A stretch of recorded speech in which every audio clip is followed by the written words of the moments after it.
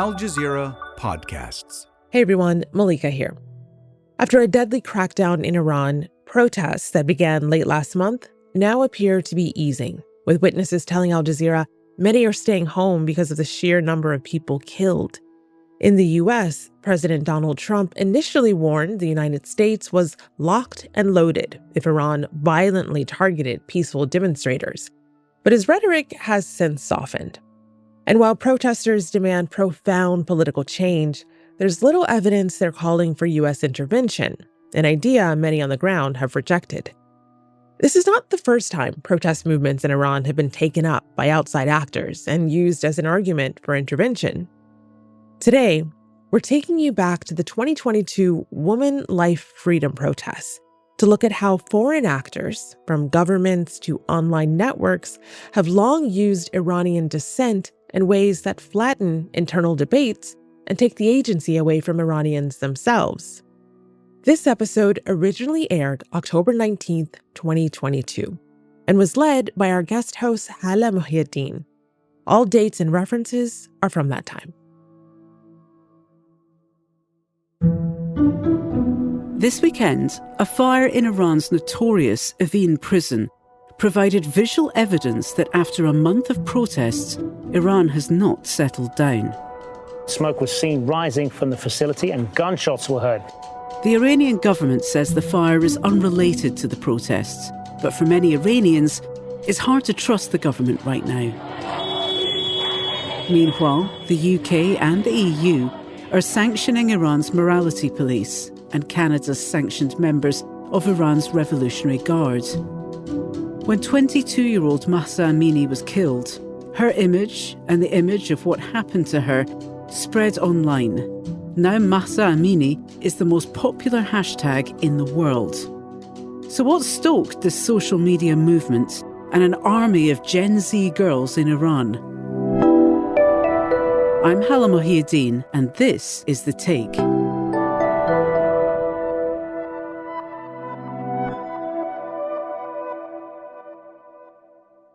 My name is Dagres. I'm a non-resident senior fellow at the Washington-based think tank, the Atlantic Council. I'm also an Iranian American.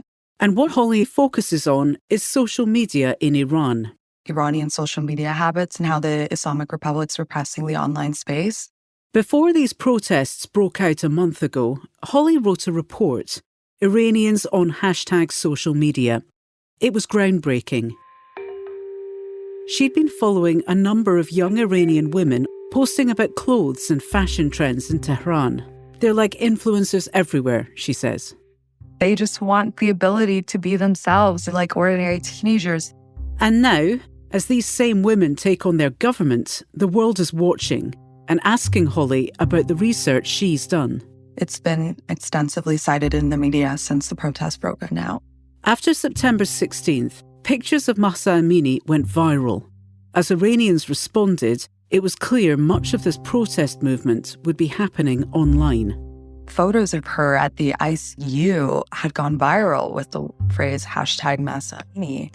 And in the 3 days after that, when she died from the beating that she had endured by the so-called morality police, the pictures of her parents holding each other, and you could see the agony. Almost immediately, protests broke out. The story had gone so viral in the country. Even the viral video of the funeral, that anger that had built up online quickly poured into the streets, in part because Gen Z was a driving force and they were amplifying it. Videos of women starting to cut their hair had gone online. And I also saw Iranian boys on TikTok shaving their heads in solidarity as well. And now, Iranians of every age are a part of some of the most daring protests since the country's revolution in 1979. But choosing to protest is not an easy decision.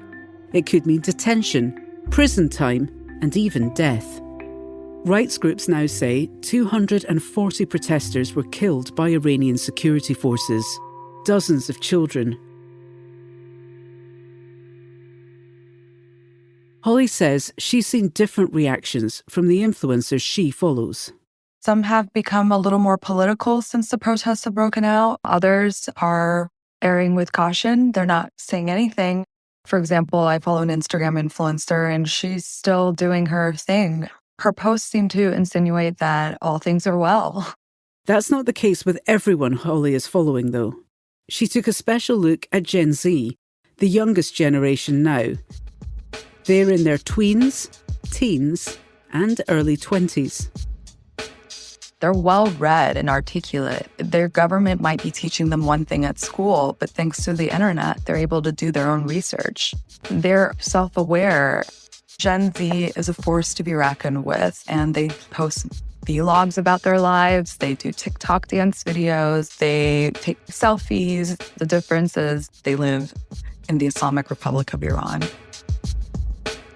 And there are a lot of rules that could potentially get them jailed. But what Holly is so impressed by is the girls and their role in this protest movement. What's been so incredibly moving and fascinating to watch is just how they've been leading the protests. We've seen viral videos and images of Iranian Gen Z at school taking off their hijab, showing their hair, and making some pretty offensive hand gestures at the ubiquitous images of Supreme Leader Ayatollah Khomeini, who took hold of the country after the 1979 revolution. Flipping the bird at the picture of the Supreme Leader, or flipping a bird at Islamic Republic scrawled in Persian on the blackboard. To see these kids so defiantly say that they don't want an Islamic Republic, whether it is through their actions or verbalizing it in their chants, I mean, this is huge. As someone that's grown up in Iran, I never thought I'd see that day.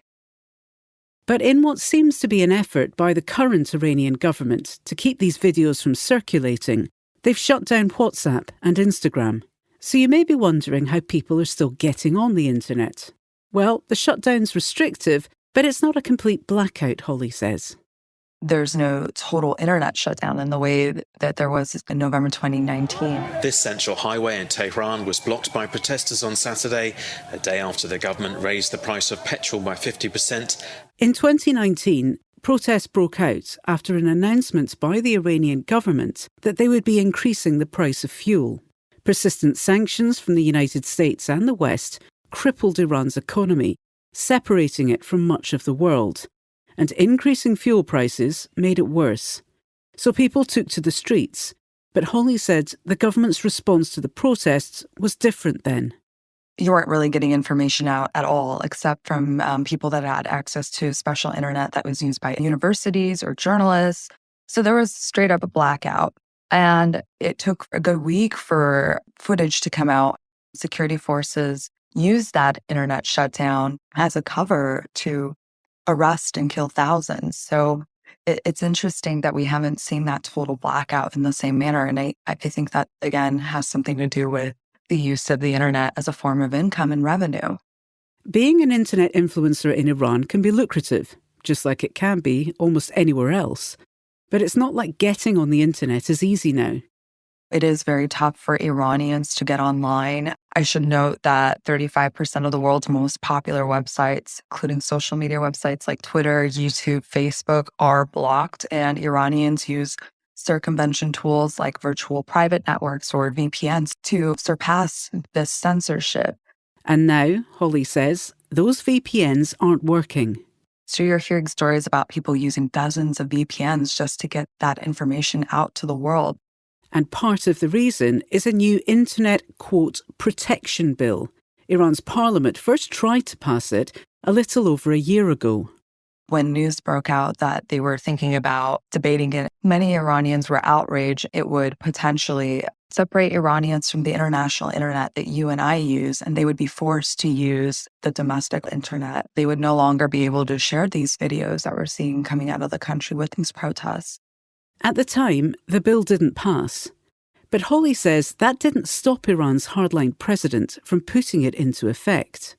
Since President Ebrahim Raisi took office, this bill has been secretly implemented, which is why it's almost impossible for Iranians to get online and use VPNs. Iranian news reported the secret implementation not long before Mahsa Amini's death. And still, despite internet restrictions, so many Iranians are getting their voices out, thanks to a separate group of online influencers. One of the most prolific is 1,500 Tasvir, which has almost 1 million followers on Instagram alone. Tasvir is Farsi for picture, and the number stands for the 1,500 people reportedly killed in the protests in 2019. Their modus operandi is to highlight the situation in the country. They're the ones that are actually documenting the photos, the videos, and amplifying them online. It's very important. Social media is the only way for Iranians to have their voices heard by the world. And it isn't just a news item. It's for human rights organizations and NGOs to document the atrocities that are being committed by security forces so that their government could be held accountable for what's happening on the ground. Even this group, with all the images they're putting out, Holly worries about what they're up against. They're dealing with an authoritarian government, and there's only so much that they can share without getting people in trouble. But there were girls, Gen Z girls, who did get into trouble. Girls who also made their voices heard online. Serena Ismailzadeh, she was a 16-year-old vlogger. This is Serena in one of her vlogs. We are in need of joy and recreation, good spirit, good vibes, good energy. In order to have these, we need freedom. This is where the conversation gets a bit dark, because some of the restrictions which are specifically put in place for women, such as mandatory hijab, so many restrictions don't exist for boys.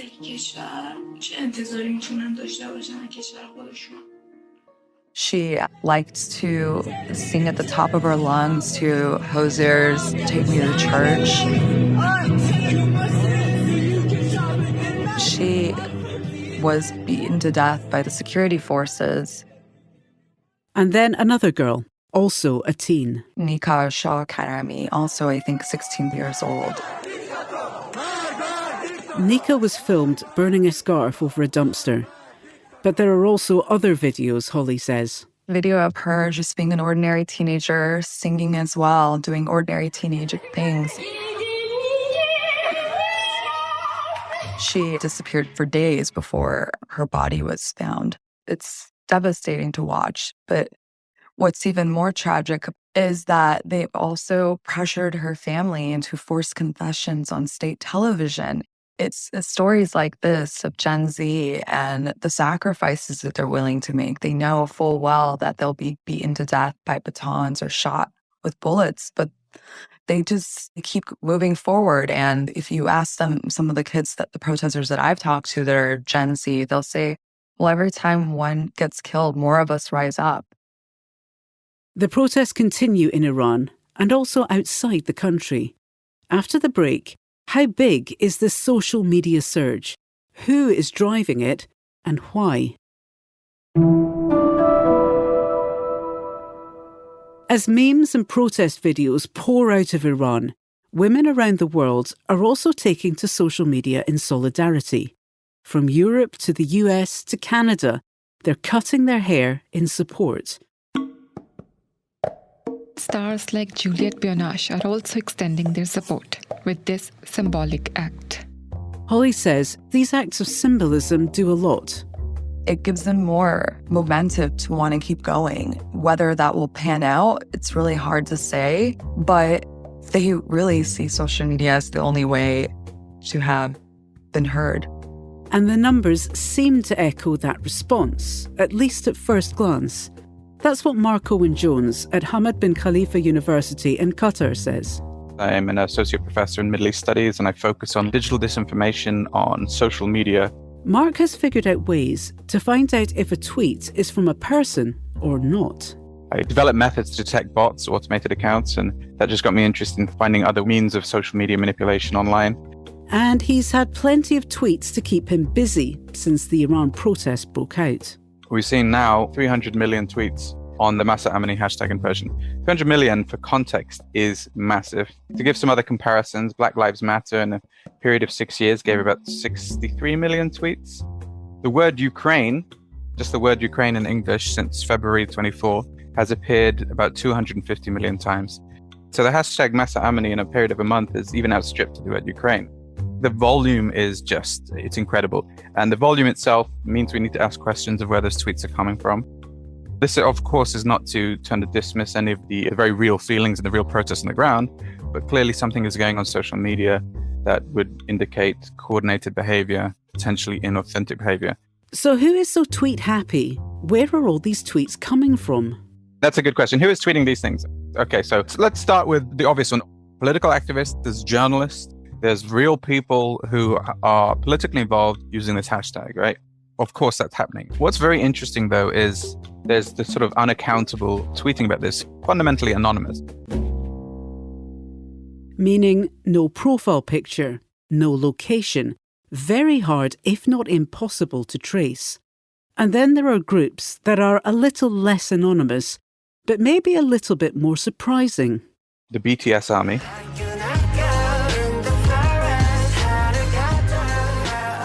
No, please bear with me because this sounds absurd. BTS is a Korean K-pop band responsible historically for creating huge Twitter storms, right? BTS and K-pop have a lot of followers worldwide, and they were able to mobilize supporters in response to certain political events, usually related to social justice. So I believe the BTS army has been activated. Fans of BTS often call themselves the BTS army. So at least 500,000 tweets on the Mahsa Amini hashtag appear to be coming from BTS fan accounts. One theory for all the BTS support is that one of the Iranian teenagers who was killed, Nika Shakarami, was a huge BTS fan herself, and the BTS army are rallying around one of their own. BTS has a massive following in the Middle East. It's huge. Iran, they have a very young population, millions of BTS fans. And certainly when Nika was killed, I saw people then attempting to call back for more BTS support because Nika was such a fan. If anything, it's sustaining BTS interest in the cause. Some of the other Twitter phenomena keeping the Mahsa Amini hashtag going are repeats, tweets that all say the same thing. These accounts literally copy and paste identical text, like a 22-year-old woman brutally killed by Iranian morality police. There's at least 500,000 of them. And there are still other things Marc has never seen before, at least not on this scale. Just the hashtag Mahsa Amini and a number written out in Farsi. And these numbers seem to go, I can't figure out what the pattern is, but the numbers go from 1 to 2,000. It's normal that people will come to Twitter and sign up for accounts when there's a political crisis, but a lot of the accounts, frankly, don't have any clear allegiance. They're just anti-regime.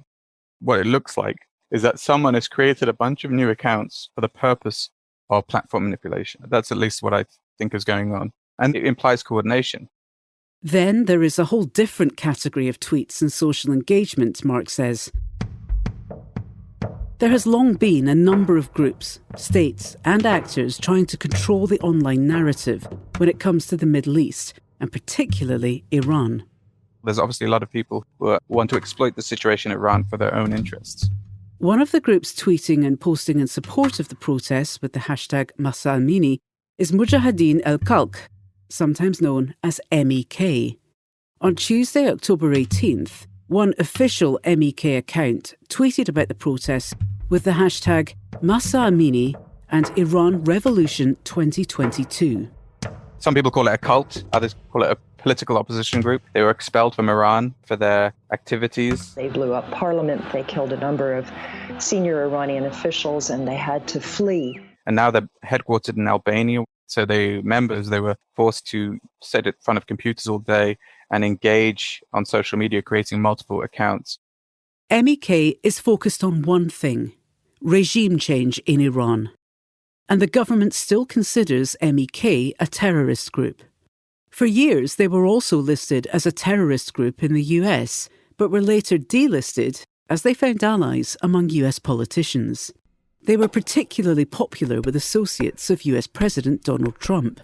John Bolton, Trump's national security advisor, historically, he was always considered close to the MEK. And it was seen that Bolton was in favor of having someone like the MEK be the kind of ideal replacements for the current regime. And we've seen even Trump retweeting MEK-connected accounts.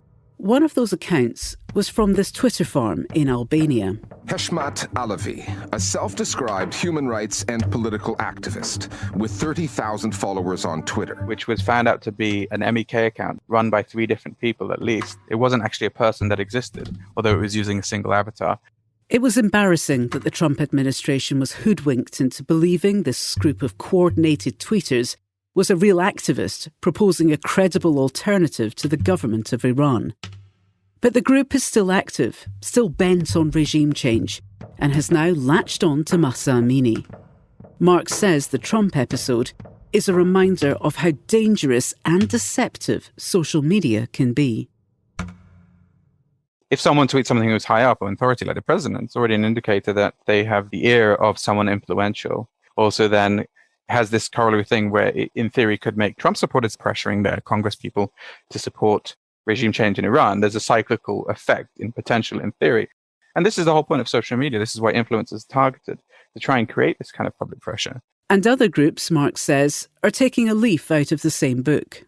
We also know from documents leaked about 2 years ago that the Iran Disinfo Project, which is essentially a project set up by the US State Department, was essentially funding this kind of propaganda campaign. But they were closed down after it was found out that they had people attacking US citizens on Twitter for not being basically a maximalist in their position of Iran. In the past 5 years, we've seen lots of anti-Iranian propaganda coming out of Saudi Arabia and the United Arab Emirates. So it's very possible that they're also engaged in relentless tweeting on these hashtags. And one of the most influential people I've seen emerge out of this is a Jerusalem Post journalist using this hashtag and using the Iran protests as a stick to beat Palestinian opposition groups and Iranian-linked groups Hezbollah with. At least one of these tweets was retweeted more than 10,000 times. The fact that you have like loads of people retweeting these Israeli accounts is quite interesting, given the context. I think at the minute, the enemy of my enemy is my friend. So these Israeli accounts are really trying to put them on the sides of, in this case, Iranian women. And journalists seen as previously sympathetic to the Iranian regime are being attacked quite a lot. And also there's a US-based NGO called the National Iranian American Council. One of the things they were trying to do, I suppose, was encourage the JCPOA agreement, seen as important in reducing sanctions. But it's also become a lightning rod. And a lot of the Israeli accounts are also attacking this. There's been some pretty horrific stuff out there, to be honest. And I think that's what's really important to remember, is that so much of the information coming out on Twitter or otherwise, you need to approach it critically, because people with different interests are all exploiting the situation. And Holly agrees. One should tread lightly, but she doesn't want potential supporters to be scared off.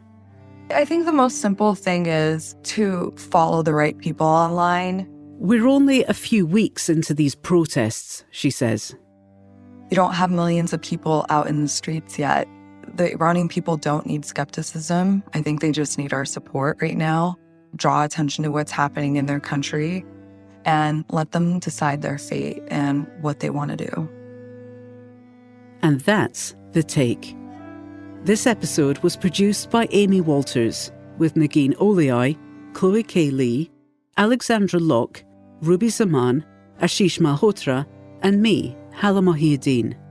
Alex Roldan is our sound designer. Tim St. Clair mixed today's episode. Aya Al-Melhem and Adam Abugad are our engagement producers. Ney Alvarez is our head of audio. We'll be back on Friday.